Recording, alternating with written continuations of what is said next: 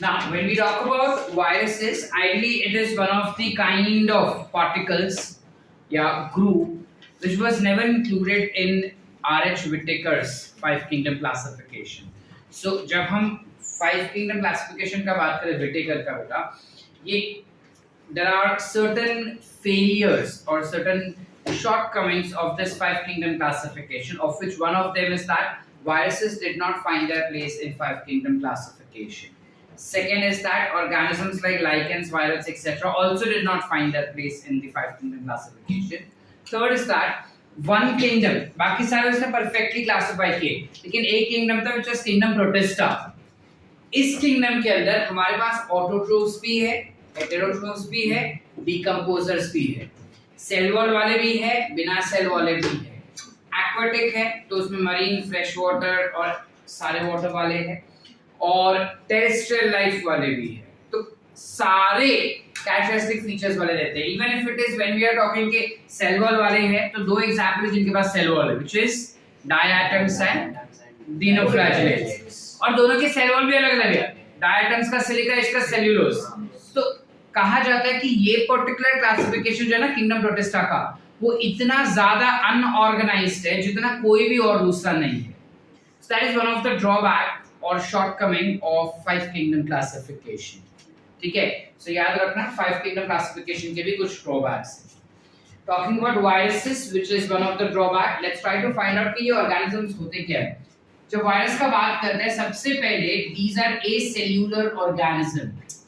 Ideally we don't even call it as organism because it is acellular. So we call it as acellular particles. Acellular मतलब इसके पास cell जैसा कुछ भी नहीं है, ना सेल मेम्ब्रेन, ना सेल वॉल, माइटोकॉन्ड्रिया, न्यूक्लियस, कुछ नहीं है बेटा. तो क्या होता है इसके पास? So it has a nucleic acid which acts as genetic material that is always found to be surrounded by a protein coat. It is surrounded by a protein coat, and this protein coat that we see is called as capsid. क्या म्हणतात? क्या म्हणतात? Capsid. ये capsid जो है वो nucleic acid को surround करता है ना, इसलिए काफी बार इसको न्यूक्लियोकैप्सिड भी कह सकते हैं हम, या फिर न्यूक्लियोप्रोटीन भी कह सकते हैं, बिकॉज न्यूक्लिक एसिड को कवर करता है. इस कैप्सिड का जो छोटे-छोटे यूनिट्स होते हैं, which is बेसिक यूनिट जो रहते हैं, उसको we call it as capsomere. We call it as capsomere. Are we clear? Yes or no? Yes. Going ahead. When we talk about viruses further, ये basically ऐसे organisms है which tends to be very very host specific.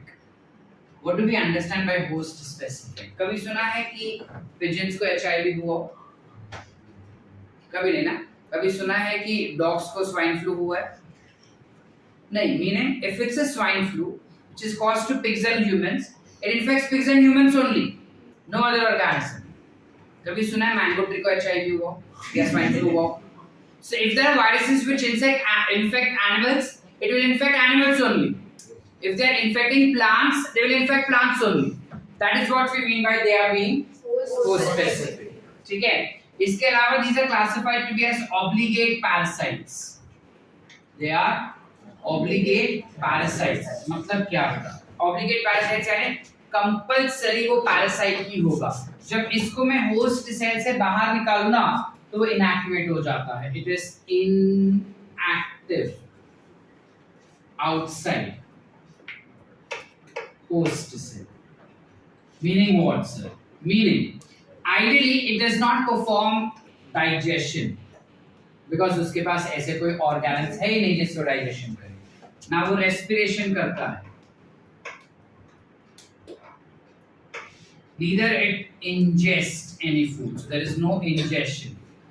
There is no excretion because there is no ingestion only. तो ये सारे metabolic process उसके body में हो ही नहीं रहे, लेकिन वो रिप्रोडक्शन बराबर करता है, वो उसको आता है. As well as infection बराबर से करता है, वो भी उसको आता है. तो ये सारे properties plus being acellular is of all non-living organisms. So I can classify viruses as non-living.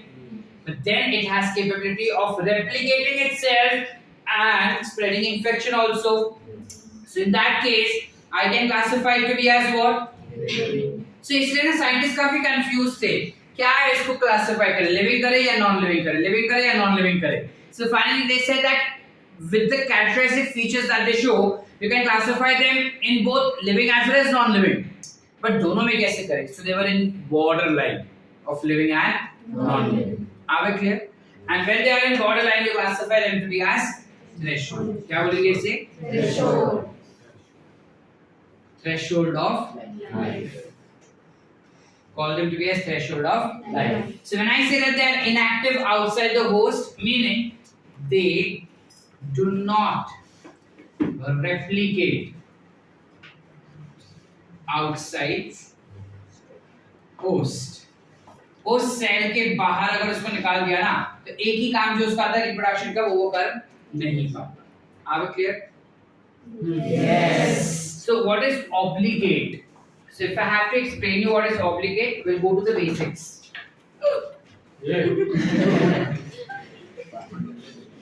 You have certain organisms which are aerobe and certain which are anaerobe. ये basic concept हम नहीं किए थे कभी अब मैं पढ़ा रहा हूँ.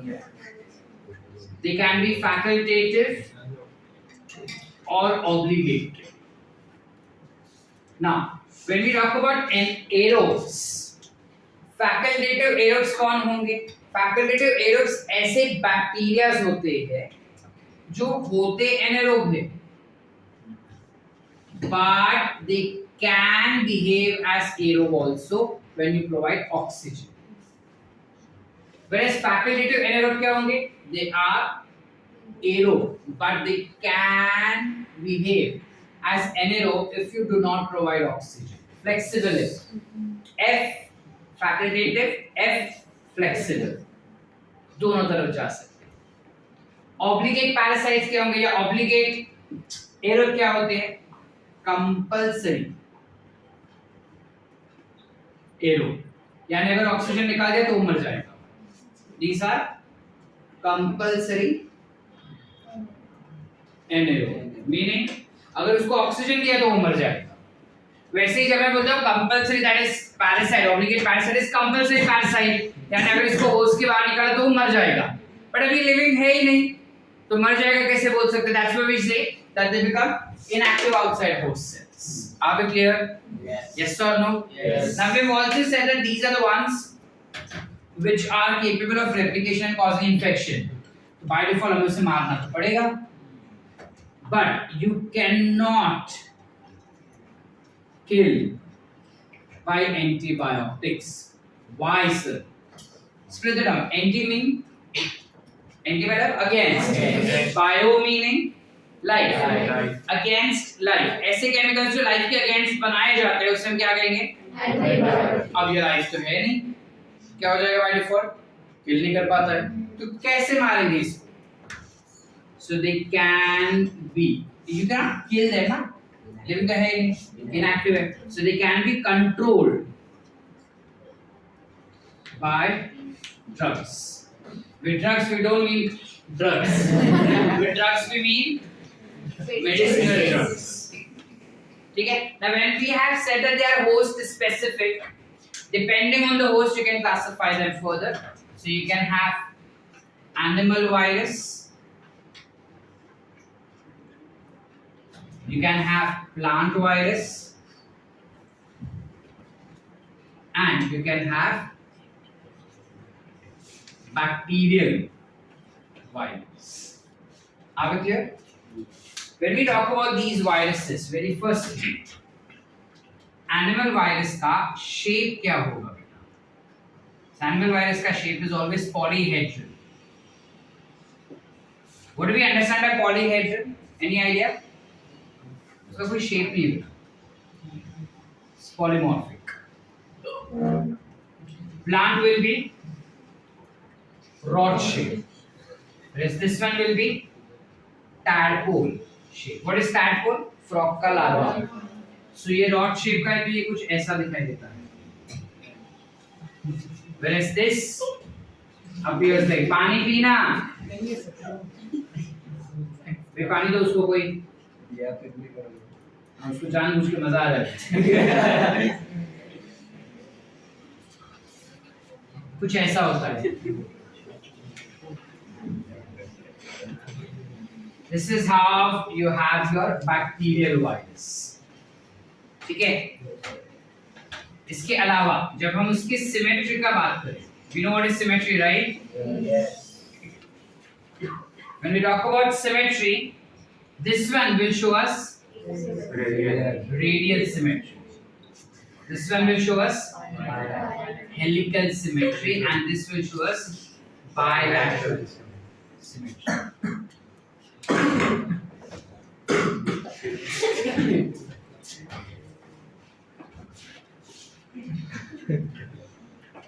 We will classify it to be as bilaterally symmetrical. Going ahead. Helical symmetry मतलब क्या? इसके ना कैप्सोमर्स ऐसे arrange,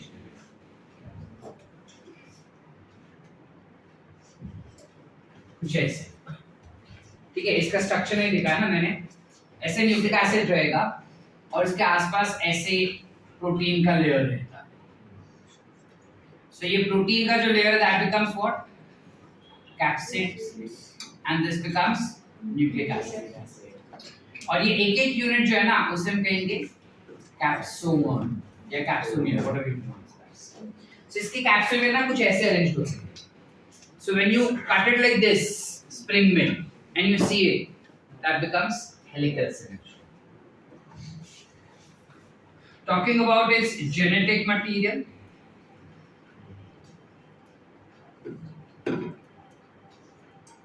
so viruses will have single-stranded. Animal viruses will have single-stranded or double-stranded RNA, or it can have double-stranded DNA.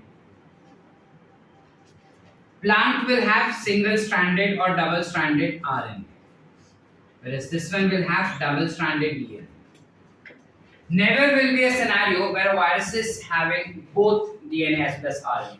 उसके पास या तो DNA होगा या तो RNA। हमारे बॉडी में कैसा दोनों होता है, उसके पास कोई भी एक ही चीज रहेगा। ठीक है, ठीक है। What will be the examples of animal viruses? So you have something as HIV, नाम सुने? You have something as corona.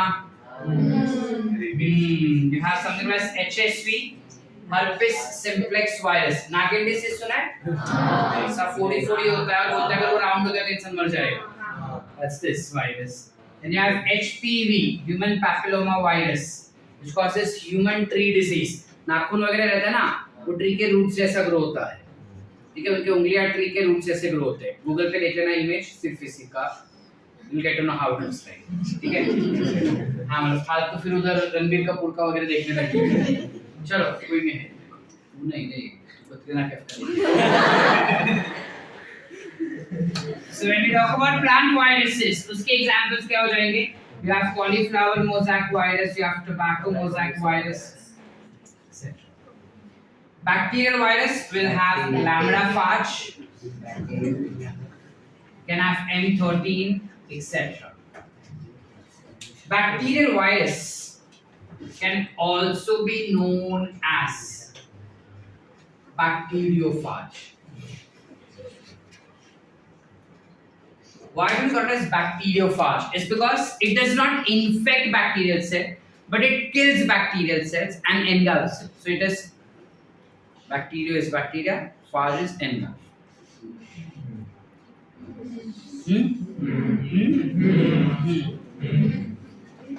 Talking about who discovered viruses, कैसे discover हुए वायरस, हमें कैसे पता चलेगा वायरसेस कैसे डिस्कवर हुए?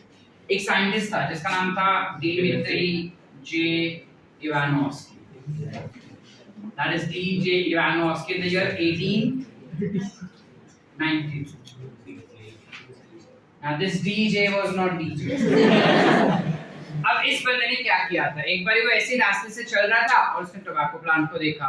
जब उसने टोबैको प्लांट को देखा ना, तब उसने देखा कि ये जो प्लांट है 10 मिनट है ये जो प्लांट है ना, उसके लीव्स के ऊपर मोज़ैसिटी दिख रहा है। You know what is mosaic?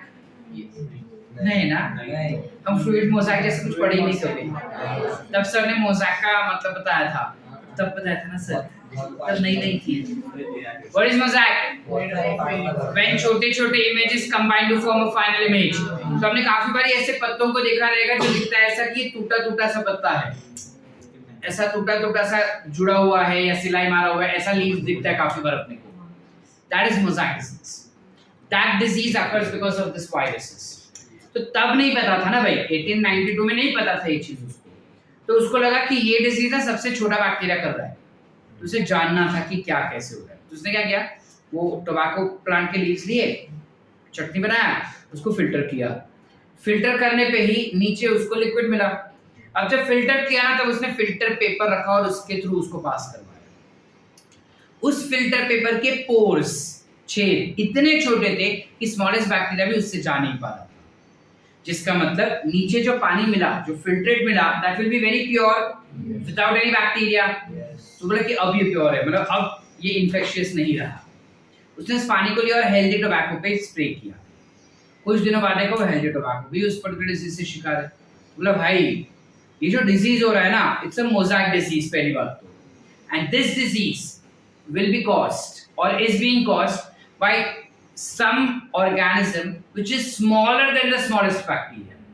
Because अगर मैंने smallest bacteria को भी filter करके निकाल दिया, फिर भी infection हो रहा है, यानी कुछ ऐसा substance है, कुछ ऐसा organism है जो smallest bacteria से भी छोटा है, लेकिन क्या है वो ये नहीं बता पा रहा। Which brings up to him being the discoverer of. He discovered two things. एक तो tobacco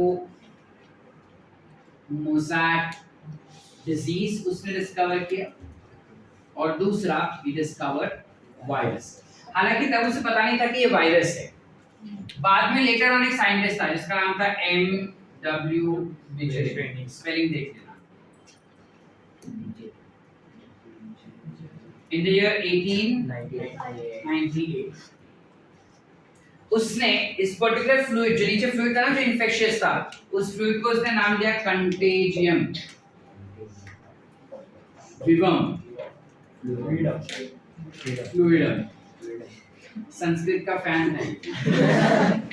कंटेजियम विवम फ्लूइडम यानी contagious, vicious, that is poisonous fluid. अब वो बोला कि इतना बड़ा बड़ा नाम क्या है, याद रखिए, एक नाम दो। इसने एक नाम दे दिया, which is virus. So he coined term virus. ठीक है बेटा। उसके बाद ना एक साइंटिस्ट था W.M. Stanley in the year 1935, बराबर। He was the first one to crystallize tobacco mosaic virus. उसको जानना ही था कि ये जो फ्लूइड है उसके अंदर ऐसा तो क्या इन्फेक्शियस चीज है, क्या है जो ये डिजीज कॉज कर रहा है। तो उसने क्या किया, फ्लूइड लिया, फ्लूइड को इवेपोरेट किया, पीछे रह गए सारे सॉलिड पार्टिकल्स। जो सॉलिड पार्टिकल्स पीछे रह गए उसको उसने माइक्रोस्कोप में देखा। अब वो साइंटिस्ट था, उसको पता था कि ये सॉलिड पार्टिकल इसका है, ये सॉलिड पार्टिकल इसका है। उसमें एक उसको यूनिक मिला जो रॉड शेप का था, उसने बोला यही है वो virus which is causing infection. Is the reason we today remember him as to be the first scientist to crystallise virus. Are we clear? पूरा? Any doubts? नक्की लक्षात रहे। अब जब हम बात करते हैं इन सब चीजों का, मैच के कॉलम या उसमें आता है, याद रखना चीजों बराबर से, ठीक है? लिखे